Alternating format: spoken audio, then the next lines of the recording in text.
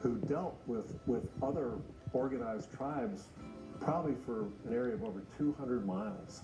They participated in what we call a Mississippian culture. They're highly organized socially and politically. These folks were farmers, and this is the best kind of land to be farming, so that's why they lived here. Early in his career, Moore obtained permission from the Berry family to excavate on their property. My task was to study the pottery and see if I could date different sites. It's frankly like finding a needle in a haystack.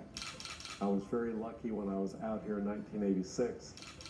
I could only work up here, and if they had sent me down to that end of the field, we never would have found this. Rediscovering a 16th century Native American town would be exciting enough for most archaeologists. You always dream about it.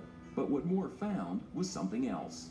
We have identified the locations of 5 burned buildings at the end of the field over here.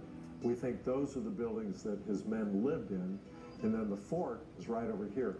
Yeah, you heard correctly. They found evidence of a Spanish fort. It's a little over 30 meters long, about 26 meters wide. It's about the size of a modern professional basketball court. So it's the first permanent European settlement built in the interior of the United States. 18 years before the Lost Colony in Roanoke, 40 years before Jamestown. That's a pretty amazing thing to think about. The Spaniards came under Captain Juan Pardo in late December of 1566. Pardo had an army of 125 men. He ultimately left 30 men here at this site where they built the first fort. Pardo ultimately built 6 forts between the coast of South Carolina and the mountains of East Tennessee. Pardo named the outpost Fort San Juan, but in 1986, Moore didn't realize he'd located it, even though he'd had the very first piece of evidence in hand. That evidence, a piece of pottery that wasn't Native American, and in a case of mistaken identity, he didn't think much of it and filed it away.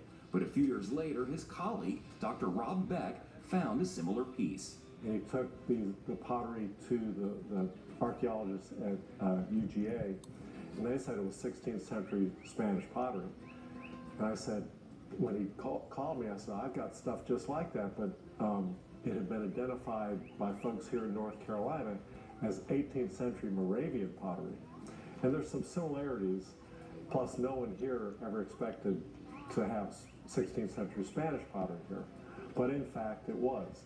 I tell my students and the people that come out here that archaeology is my personal time machine. And having that tangible artifact in your hand just connects you to the past in a way that I love to read about history, but it doesn't connect me in the way that seeing these artifacts. But even more exciting is to be able to get below the disturbed soil to see the remains of the actual village that was here, and the remains of the fort.